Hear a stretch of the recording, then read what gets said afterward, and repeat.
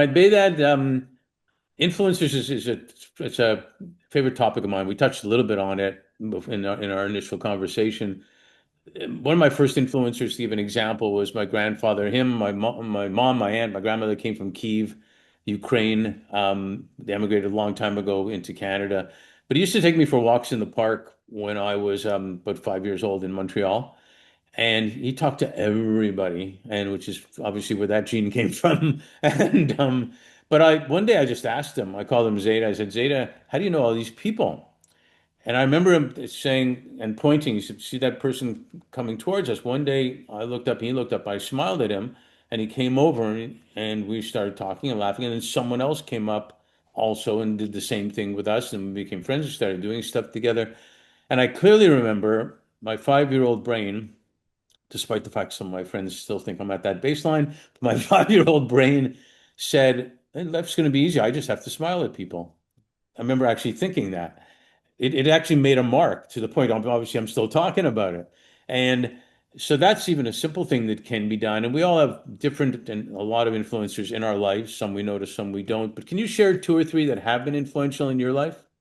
Yeah, man, I have so many amazing influencers in my life, so it's gonna be hard to pick one or two. I'll pick one that's not like someone I know.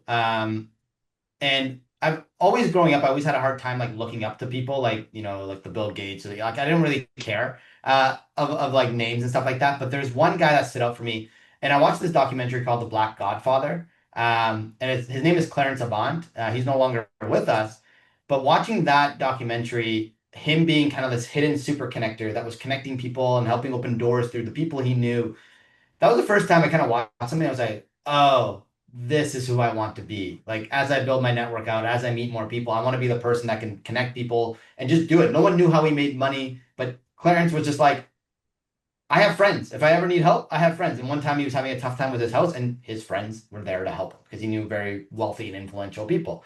And Clarence was always just such a giving person that they were just there for him, and he was very like upfront. Like he doesn't hide who he is at all, right? Which is what I love. That's awesome. So someone that I really looked up to and look up to now, like that's kind of like what I see as myself as I grow my connection powers. But then I've had other influential people in my life, like my director at Telus when I was working there. Her name was Mimi. And we're still friends. Even 3 or 4 years outside, we still meet each other every, I think 3 or 4 months. We meet up for a coffee, Nice. and she just showed me what it's like to be just an amazing leader, like someone who truly cares, who just really good at coaching, really good at listening. And what really highlighted for me that she was like such an amazing leader was I was going on a kayaking trip a few years ago. This was like 4 years ago. And most people were like, oh, that's amazing. That's going to be a lot of fun and blah, blah, blah. And she was the first person, even out of all my friends, that went, wow, that must be really stressful for you. And I was like, yeah, it is. Because I come from a background of having Crohn's and being in nature and just having stomach problems. It's just like not very comforting for me. And I was actually taking that kayaking trip to move outside of my comfort zone, not something I was actually looking forward to. And for her to catch that as a leader was unreal because I was like, she understands, she sees who I am, she knows more about me than most of my friends do, right?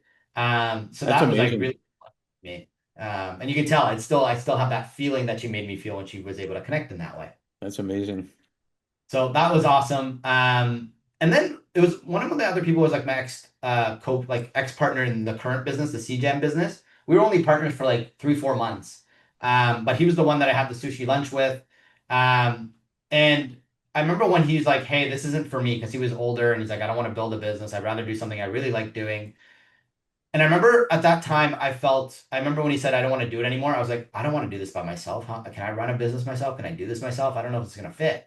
I don't know if I have what it takes." Um, and I told him this stuff on a call later on. And he said, Beta, people partner with people because of a hole they have within themselves. What hole do you think I'm filling? And it was interesting. When he asked me that question, I went, oh, he was an enterprise level sales guy. So I thought he'd be like a 10 out of 10. So I questioned, like, oh, I needed him for sales. But then I thought, how good am I at it? And I thought, well, I'm probably like an 8 out of 10, 8.5 out of 10. Can I potentially lean on him whenever I have some potential questions? And he said yes. And then the other part was like, oh, I wanted to work with someone because I like to ideate, I like to pass things back and forth, I like doing things with people. And at that point, I had some agencies in my network, and I was like, well, instead of like thinking with him, maybe I could find mentors. Maybe I could talk to my agencies, and those are the people that I would connect with. And once I solved those two gaps, I felt way more confident actually running my business moving forward.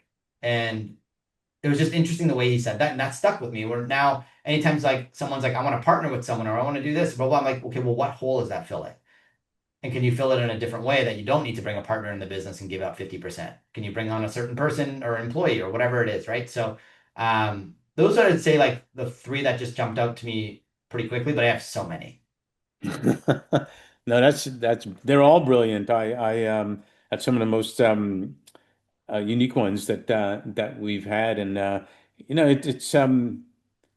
it takes a lot for somebody like Mimi to actually tell the truth and go into your feelings as to what you're feeling before it, and for that matter, same as your ex-partner, not to say you're going to miss me a lot, or you don't know how much I contribute or whatever, versus what he said to you, which was an endorsement of you and it's truthful for him. Yeah. No, and I really appreciate people that can be very, one, can see people, but also like tell people what they need to hear versus what they want to hear. Yeah, Right. can you share that in Congress and politics and stuff? Um, just for the hell of it.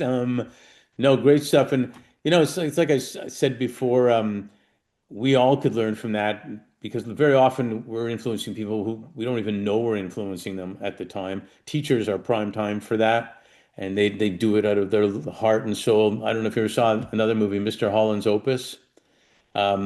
It's a great movie about a teacher, music teacher, played by Richard Dreyfuss, that didn't realize the impact he made until it's proven at the end the impact he Oh, made. that's so cool. I love those Yeah. types of movies. Those are Yeah. some of my favorites. Yeah, check it out. Mr. Holland's Opus with Richard Dreyfuss. Check it out. Thanks for sharing all that. It's really appreciated. Thanks for asking.